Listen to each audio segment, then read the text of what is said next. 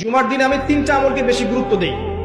1 number হচ্ছে সূরাতুল কাহফ, যেটা আপনাকে মাসিহুদ দাজ্জাল থেকে বাঁচাবে।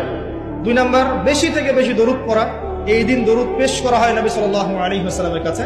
আর 3 নাম্বার এটা যেটা আপনাদেরকে শেয়ার করছি, সেটা হলো আল্লাহ রাসূল সাল্লাল্লাহু আলাইহি ওয়াসাল্লাম বলেছেন, কেউ যদি জুমার দিনে সকাল সকাল গোসল করে, আর্লি মর্নিং গোসল করে ফেলে, একদম ফরজ গোসলের মতো, এবার সবচেয়ে উত্তম কাপড়টা পরে, নোংরা কাপড় না, বেস্ট কাপড়টা পরে, আতর খুশবু ব্যবহার করে, সুগন্ধি ইউজ করে, সুগন্ধি ব্যবহার করে সে সকাল সকাল পায়ে হেঁটে মসজিদে যায়, বাহনে চড়ে নয়, পায়ে হেঁটে মসজিদে গিয়ে ইমাম বয়ান খুতবা শুরু করার আগেই মসজিদে চলে গেছে, ইমামের কাছাকাছি বসে, কাউকে কষ্ট দেয় না।